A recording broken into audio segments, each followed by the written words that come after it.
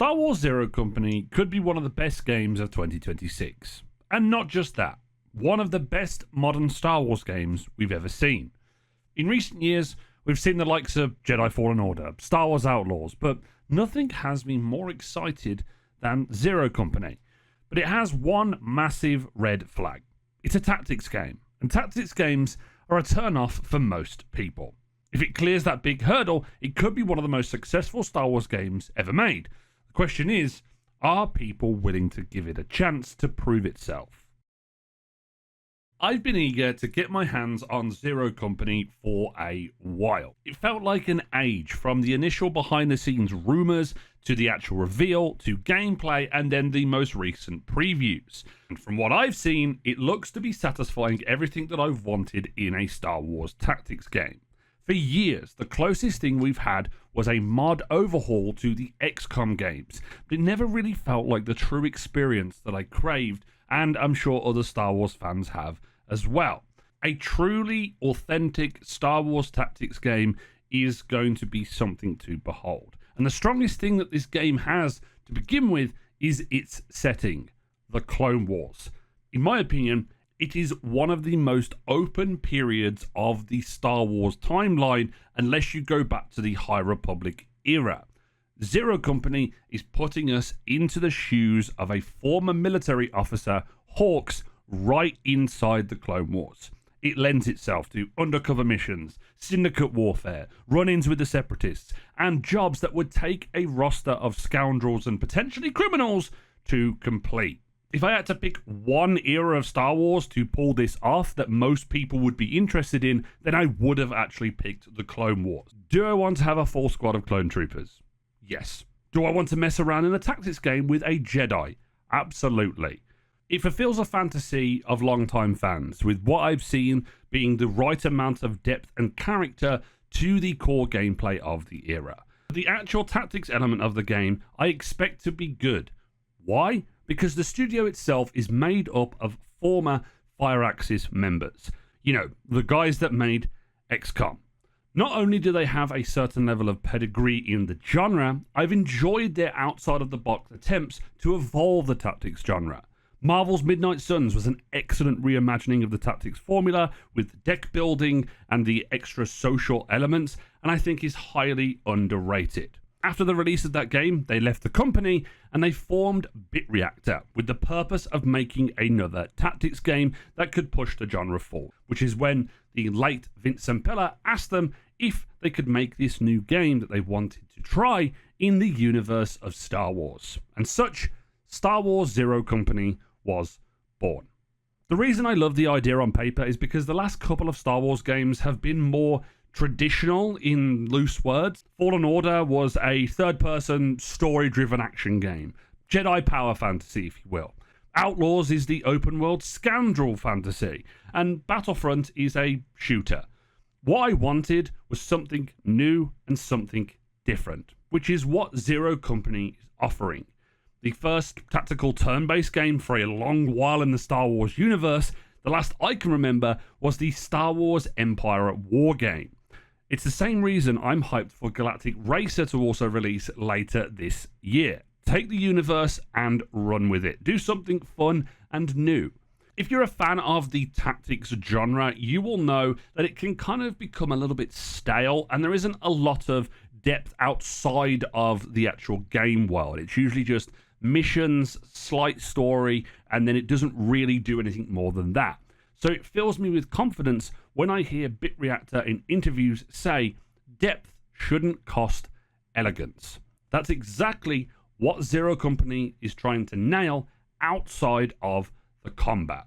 Having an immersive story that has impactful characters and isn't being used as a tool to service gameplay as an actual key point of the game is awesome.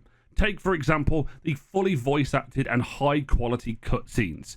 Previews have even pointed towards the game having good arcs for some of their characters and even likened it to a little bit like Mass Effect at times, which is a pretty bold statement. This can be expected though because the narrative director was responsible for Jedi Fallen Order. You know, one of the more well-written and enjoyable Star Wars games to date. If you were just to watch a story trailer of this alone, which there has been a couple, you would think this is just another entry in the Jedi series or a spin-off game that is a third-person game, and it's a massive bonus that it's able to market itself that way. If Zero Company can execute this well with the storytelling and have an incredibly deep class system, turn-based gameplay in the tactical space without sacrificing graphics or the storytelling, then I think we're on for a winner. Knowing who's actually making the game and the history these developers have at making tactical turn-based games, I will have no qualms about how good the actual tactical gameplay will be. And I feel like I'll slip into that gameplay loop like an old pair of slippers. Star Wars Zero Company could be peak. And I emphasize the word could in the title of the video because there are many elements of Zero Company that are heading in the right direction. Convincing turn-based tactics players is easy. The massive hurdle that Zero Company has to overcome to be successful is convincing the general masses to play their game. Tactics games haven't really had the best track record of drawing in large numbers of players. And I specifically say tactics games because CRPGs could kind of fall into this space, but they are a completely different kettle of fish. XCOM 2 is the biggest tactics game there is, and even that kind of sold modestly next to those other games. And even Marvel Midnight Suns that I really enjoyed, Firaxis went with the Marvel brand, and it sold around 500,000 at launch, so it's not exactly big numbers. And I think part of this reason that the genre itself isn't as exciting as other genres out there is it can be perceived as boring or slow. This is down to the fact that you have to take more time to think when you play, to really enjoy surveying a scenario and coming up with the perfect plan to execute. For me, it doesn't matter what branding or theme you slap on it, it will always feel like a niche genre regardless, and even with the mass appeal of Star Wars, it still won't change that perception of the genre. But I hope that it can do this. As I discussed earlier, the way that the story is being presented in Zero Company shows that it's anything but a tactics game. The ability to walk around in third person between the areas of missions, it kind of feels like Mass Effect or like another third person RPG, and it feels more immersive.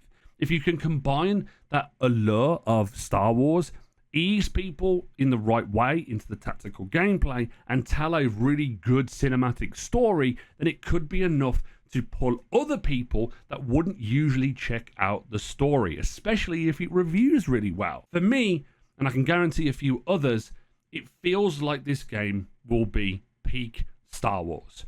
A full-blown Star Wars turn-based tactical game with no half measures. Fully customizable characters with a deep class system, special characters including Jedi, Mandalorians and astromech droids, and even the likes of Anakin and Captain Rex being hinted at in some of the trailers. And it's truly a dream game that I have been waiting for. It's up to BitReactor now to stick the landing, and I really, really want to be right about this one. We won't have to wait long to find out. But I could be wrong. Tell me what you think of the early things that you've seen about Zero Company so far.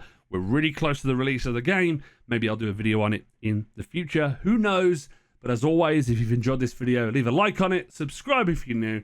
And this has been It's Jimbo, and I'll see you guys next time.